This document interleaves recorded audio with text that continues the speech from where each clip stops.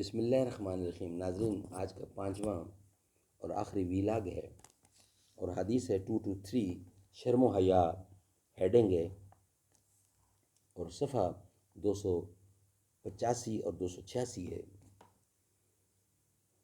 قال اللہ تعالی وما آتاکم الرسول فخذوہ وما نہاکم عنہ فانتہوا، جو تم کو رسول دیں وہ لے لو اور جس سے منع کریں اس سے رک جاؤ، باز آ جاؤ۔ معرف الحدیث، حدیث نبوی کا ایک جدید اور جامع انتخاب، اردو ترجمہ اور تشریحات کے ساتھ۔ رائٹر ہیں اس کتاب کے مولانا محمد منظور نعمانی رحمۃ اللہ علیہ۔ ناظرین، 5واں ویلاگ شرم و حیا، صفحہ 285 اور 86 اور حدیث نمبر ہے 223۔ چوما ہے قدسیوں نے تیرے آستانے کو، تھامی ہے آسمان نے جھک کر تیری رکاب، شایان ہے تجھ کو سرور کونین کا لقب، نازاں ہے تجھ پر رحمت داراں، نازاں ہے تجھ پر رحمت دارین کا خطاب۔ شرم و حیا ایک ایسا اہم فطری اور بنیادی وصف ہے جس کو انسان کی سیرت سازی میں بہت زیادہ دخل ہے۔ یہی وہ وصف اور خلق ہے جو آدمی کو بہت سے برے کاموں اور بری باتوں سے روکتا ہے اور فواحش و منکرات سے اس کو بچاتا ہے اور اچھے اور شریفانہ کاموں کے لیے آمادہ کرتا ہے۔ الغرض شرم و حیا انسان کی بہت سی خوبیوں کی جڑ یعنی بنیاد اور فواحش و منکرات سے اس کی محافظ ہے۔ اس لیے رسول اللہ نے اپنی تعلیم و تربیت میں اس پر بہت زیادہ زور دیا ہے۔ اس سلسلہ کہ آپ کے چند ارشادات ذیل میں پڑے اور اس وصف کو اپنے اندر پیدا کرنے اور ترقی دینے کی کوشش کیجیے۔ حدیث نمبر 223۔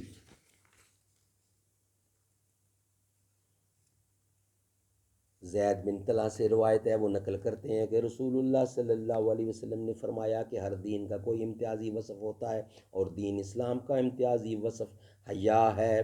تشریح: مطلب یہ ہے کہ ہر دین اور ہر شریعت میں اخلاق انسانی کے کسی خاص پہلو پر نسبتاً زیادہ زور دیا جاتا ہے اور انسانی زندگی میں اسی کو نمایاں اور غالب کرنے کی کوشش کی جاتی ہے، جیسا کہ حضرت عیسیٰ علیہ السلام کی تعلیم اور شریعت میں رحم دلی اور عفو درگزر پر بہت زیادہ زور دیا گیا ہے، اور یہاں تک کہ مسیح تعلیمات کا مطالعہ کرنے والے کو صاف محسوس ہوتا ہے کہ رحم دلی اور عفو درگزر ہی گویا ان کی شریعت کا مرکزی نقطہ اور ان کی تعلیم کی روح ہے۔ اسی طرح اسلام یعنی حضور اکرم کی لائی ہوئی شریعت اور تعلیم میں حیا پر خاص زور دیا گیا ہے۔ یہاں یہ بھی سمجھ لینا چاہیے کہ قرآن و حدیث کی اصطلاح میں حیا کا مفہوم بہت وسیع ہے۔ ہمارے عرف اور محاورہ میں تو حیا کا تقاضا اتنا ہی سمجھا جاتا ہے کہ آدمی فواحش سے بچے، یعنی شرمناک باتیں اور شرمناک کام کرنے سے پرہیز کرے، لیکن قرآن و کریم یعنی قرآن و حدیث کی استحمالات پر غور کرنے سے معلوم ہوتا ہے کہ حیا طبیعت انسانی کی اس کیفیت کا نام ہے کہ ہر نامناسب بات اور ناپسندیدہ کام سے اس کو انقباض اور اس کی ارتکاب سے اذیت ہو۔ پھر قرآن و حدیث ہی سے یہ معلوم ہوتا ہے کہ حیا کا تعلق صرف اپنے انبا جنس ہی سے نہیں بلکہ حیا کا سب سے زیادہ مستحق وہ خالق و مالک ہے جس نے بندہ کو وجود بخشا اور جس کی پروردگاری سے وہ ہر آن حصہ پا رہا ہے اور جس کی نگاہ سے اس کا کوئی عمل اور کوئی حال چھپا نہیں ہے۔ اس کو یوں بھی سمجھا جا سکتا ہے کہ شرم و حیا کرنے والے انسانوں کو سب سے زیادہ شرم و حیا اپنے ماں باپ کی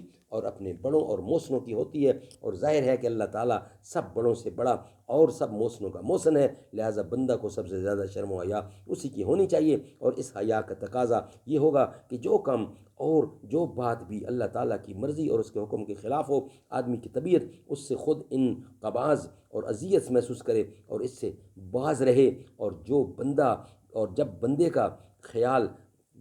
کا یہ حال ہو جائے تو اس کی زندگی جیسی پاک اور اس کی سیرت جیسی پسندیدہ اور اللہ کی مرضی کے مطابق ہوگی، ظاہر ہے اس حدیث کو امام مالک نے متع میں زید بن طلحہ تابعی سے مرسلاً روایت کیا ہے، یعنی ان صحابی کا ذکر نہیں کیا جن سے یہ حدیث زید بن طلحہ کو پہنچی تھی، لیکن ابن ماجہ اور بہقی نے اس حدیث کو اپنی سند کے ساتھ رسول اللہ کے دو صحابیوں حضرت انس اور حضرت ابن عباس رضی اللہ سے روایت کیا ہے۔ سبحان اللہ سبحان اللہ۔ ناظرین، آج کے 5 ویلاگ کمپلیٹ ہوئے۔ انشاءاللہ اب آپ سے ملاقات ہوگی نیکسٹ ویلاگ، نیکسٹ ڈے، نئے ویلاگ کے ساتھ۔ اللہ تعالیٰ ہماری ان چیزوں کو قبول و منظور فرمائے، آمین ثم آمین، بجا خاتم النبیین صلی اللہ علیہ وسلم۔ سب سے پہلے مشیت کے انوار سے نقش روئے محمد بنایا گیا، پھر اسی نقش سے مانگ کر روشنی بزبے کون و مکان کو سجایا گیا۔